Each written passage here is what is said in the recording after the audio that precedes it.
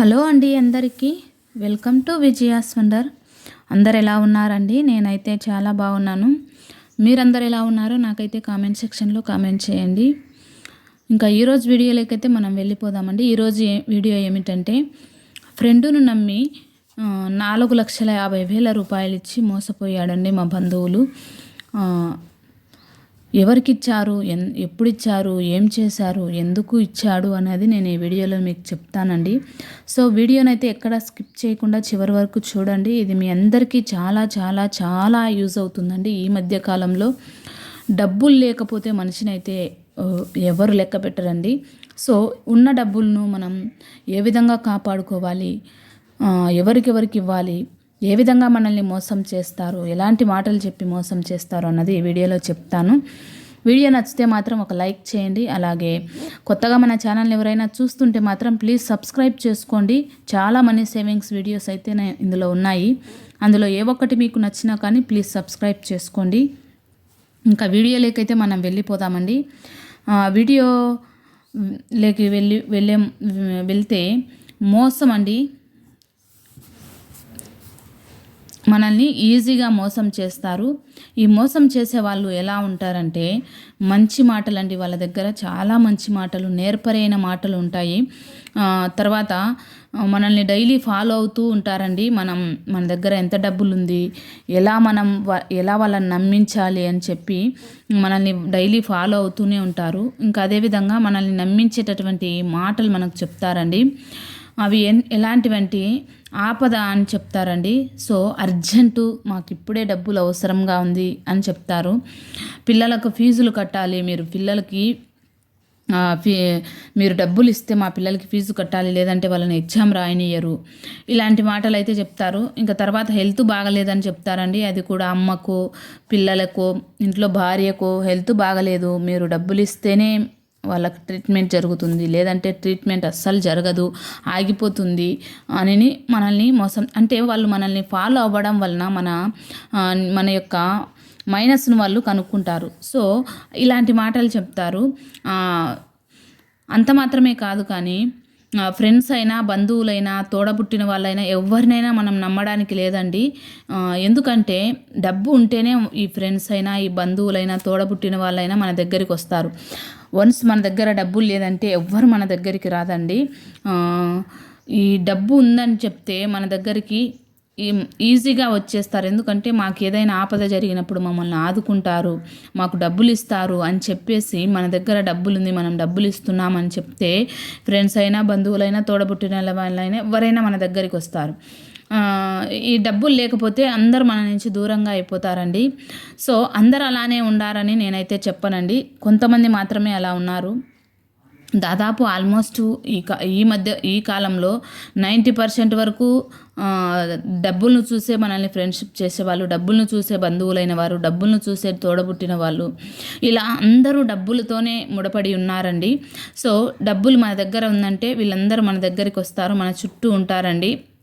So డబ్బులు లేదంటే మన చుట్టూ ఎవరు ఉండరు, అందరూ అంత శూన్యం. మనం ఏదైనా మనకు అప్పు ఉందని చెప్తే ఎక్కడ మా మీదకి వస్తారో, మా అమ్మల్ని అడుగుతారో అని చెప్పి వీళ్ళందరూ మనకు దూరంగా ఉంటారండి. ఏదైనా సమస్య ఉందన్నా, డబ్బు లేదన్నా మనకు దూరంగా ఉంటారు. మనకు ఎటువంటి సమస్య లేదు, మనం హ్యాపీగా ఉన్నామంటే వీళ్ళందరూ దగ్గరగా ఉంటారు. సో అన్నీ మన దగ్గర ఉన్నప్పుడు ఇంకా వీళ్ళేం అవసరం అండి, మనకు దాదాపు ఆల్మోస్ట్ అవసరం ఉండదు. ఇంకా తర్వాత ముందు మనము గట్టిగా ఉండడం నేర్చుకోవాలండి. ఎక్కువగా మనలో ఉండే మైనస్ను వాళ్ళు వాడుకుంటారు, మంచితనాన్ని వాళ్ళు లోపరుచుకుంటారండి. ఈ యొక్క మంచితనాన్ని వాళ్ళు ఇప్పుడు సిచ్యువేషన్కు వాడుకుంటారనమాట. సో ఎక్కువగా మనలో ఉండే మైనస్ను వాళ్ళు వాడుకుంటారు. కాబట్టి మన మైనస్ను మనము బయటికి చెప్పుకోకుండా ఉండాలి, బయటపడకుండా ఉండాలి. అతి మంచితనం మంచిగా మనకు అవసరం లేదండి. ఇంకా తర్వాత మన కాళ్ళు పట్టుకుంటే స్థితికి అయితే వాళ్ళు వస్తారు. మన దగ్గర డబ్బులు ఉందంటే మన కాళ్ళైనా వాళ్ళు పట్టుకుంటారు. ఇంకా ఆ తర్వాత మీరే దిక్కు మాకు, మీరు లేకపోతే ఇంకా మేము ఏమి చేయలేము, మాకు ఈ పరిస్థితి నుంచి మమ్మల్ని గట్టెక్కించే వాళ్ళే లేరు అని చెప్పేస్తారు. ఇంకా తర్వాత మనల్ని పొగడడం మొదలు పెడతారు. అబ్బా మీరు ఆ పని చేస్తే బాగుంటుంది, ఈ పని చేస్తే బాగుంటుంది, మీరు ఫస్ట్ మా ఇంటికి వస్తే మాకంతా శుభాలే జరుగుతాయి అని చెప్పడం నేర్చుకుంటారు. ఇలానే చెప్పారండి మా బంధువులకి 4,50,000 రూపాయలు నాకు చెప్పినందుకు నేను మీతో ఈ విషయాన్ని షేర్ చేసుకుంటున్నాను. ఇలాంటి మాటలు చెప్తూ వచ్చాడంట, ప్రతిరోజు ఇలాంటి మాటలు చెప్తూ వచ్చాడంట. సో ఆ తర్వాత మనం మోసపోయామని తర్వాత తెలుస్తుంది. అప్పుడు ఇలాంటి మాటలన్నీ చెప్తూ వచ్చినప్పుడు 4,50,000 రూపాయల డబ్బులు అయితే ఇచ్చాడండి. 4,50,000 రూపాయల డబ్బులు ఇచ్చిన తర్వాత 1 ఇయర్ అయిందండి. 1 ఇయర్ అయిన తర్వాత అక్కడ ఈ ప్రతిరోజు వెళ్ళి కలుసుకునేటటువంటి ఫ్రెండు ఆ ప్లేస్లో లేడంట. ప్లేస్లో లేక ఖాళీ చేసి వెళ్ళిపోయాడంట. వెళ్ళిపోతే అప్పుడు తెలిసింది నేను మోసపోయాను అని చెప్పి. అప్పుడు తెలిస్తే ఎంక్వైరీ చేస్తే అతను లేడు, ఖాళీ చేసి షెడ్డు అండి, అతనికి ఒక షెడ్ ఉందన్నమాట. ఆ షెడ్డు నడిపేవాడు, వాటర్ వాష్ షెడ్డు. సో ఆ షెడ్డు తీసేసి వెళ్ళిపోతే అప్పుడు తెలిసింది మా బంధువులను ఒక్కరినే కాదు ఆ వ్యక్తి మోసం చేసింది, చాలా మందిని మోసం చేశాడు అని తెలిసింది. అప్పుడు బాధపడినా లాభం లేదు. ఎందుకంటే మనం వాళ్ళు పట్టుకున్న పలకలే. ఇంకా తర్వాత వాళ్ళను ఏదో విధంగా ఎక్కడున్నాడు ఏమిటి అంటే 4,50,000 డబ్బులు అంటే చిన్న అమౌంట్ కాదు కదండి, చాలా పెద్ద అమౌంట్. చాలా రోజులు తినక కష్టపడి సేవ్ చేసుకునే డబ్బులను అతని చేతిలో పెడితే నేను నీకు ₹2 వడ్డీ ఇస్తాను అని చెప్పి మోసం చేసి వెళ్ళిపోయినాడు. ఇంకా ఈరోజు రేపు అని చెప్పి తిప్పుకుంటూ ఉన్నాడు. తెలిసిన తర్వాత అతన్ని పట్టుకుంటే పలకకుండా ఏం చేస్తున్నాడు, ఈరోజు రా రేపు రా అని చెప్తున్నాడు. ఇప్పుడు ఇన్ని రోజులు ఇతని కాళ్ళు పట్టుకున్న ఈ వ్యక్తి ఇప్పుడు ఏమైందంటే ఈయననే తగ్గిపోయి మాట్లాడేసిన పరిస్థితి వస్తుంది. నిజంగా మా ఇంట్లో అలానే జరిగిందండి. ఇది నిజంగా జరిగిన విషయం నేను మీతో షేర్ చేస్తున్నాను. ఇప్పుడు పోలీస్ కేసు పెట్టినా కానీ పలకడం లేదు. ఏం చెప్తున్నాడు, మా దగ్గర లేదు, ఉన్నప్పుడు ఇస్తామని చెప్తున్నారు. ఎందుకంటే పోలీస్ కేసు పెట్టినా అతడు ఏదైనా సూసైడ్ చేసుకుంటాడేమో అన్నటువంటి భయం అనమాట. ఇంకా పోలీస్ కేసు పెట్టిన వాళ్ళకు కూడా ఇదే మాటలు చెప్తున్నాడు. ఇప్పుడు నా దగ్గర లేదు, నా కాడ లేనందుకే కదా నేను అప్పు చేసింది, ఉంటే నేను ఎందుకు అప్పు చేస్తాను అని చెప్తున్నాడు.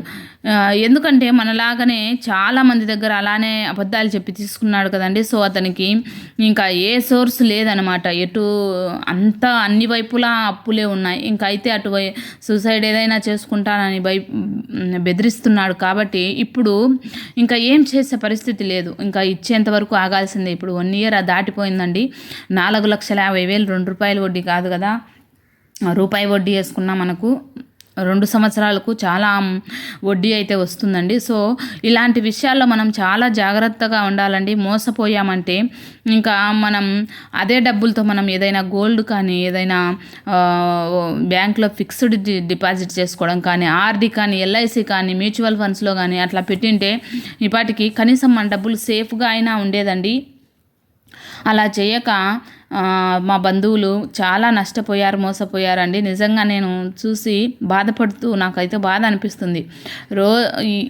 వీళ్ళు మాత్రము డబ్బులు ఇచ్చిన వాళ్ళు మాత్రము ఇప్పుడు బ్యాంకులో వాళ్ళ బంగారాన్ని తాకట్టు పెట్టి డబ్బులు తెచ్చుకున్నారు. సో అది ఎందుకంటే తినక ఏదో ₹2 వడ్డీ వస్తుంది కదా అనే ఆశతో మన మధ్యతరగతి వాళ్ళు ఇస్తారండి. ఇస్తే దాన్ని తిరిగి రాబట్టుకోలేక ఇలాంటి పరిస్థితికి వస్తారు. సో దయచేసి అలాంటి వాళ్ళని నమ్మొద్దు, వడ్డీలకు డబ్బులు ఇచ్చి మోసపోవద్దు. అలా చేయడం కంటే మీరు గోల్డ్ కొనుక్కోండి, లేదంటే ఏదైనా ఒక మంచి ఇన్సూరెన్స్ చేయండి, లేదంటే ఎక్కడైనా మ్యూచువల్ ఫండ్స్లో పెట్టండి.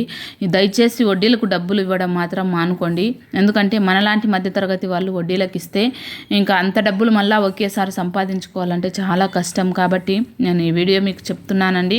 ఇది నిజంగా జరిగినది మా బంధువులకి. ఇప్పటి వరకు ఇంకా ఇవ్వలేదండి, 2 ఇయర్స్ దగ్గర అవుతుంది, ఇంకా డబ్బులు అయితే ఇవ్వలేదు. నేను నిన్న కూడా వెళ్ళి అడిగి కనుక్కున్నాను. అడిగితే మా అక్క చెప్తుంది, ఆమె లేదమ్మా ఎక్కడిచ్చినారు, ఇవ్వలేదు, ఈరోజు రేపు అని చెప్తున్నాడు, ఫోన్ చేస్తే స్విచ్ ఆఫ్ అని చెప్తుంది. సో మీరు దయచేసి నమ్మొద్దు, మోసపోవద్దు. ఈరోజు వీడియో అయితే ఇదేనండి. నచ్చితే మాత్రం లైక్ చేయండి. మరొక మంచి వీడియోతో మళ్ళీ కలుద్దాం. Bye friends.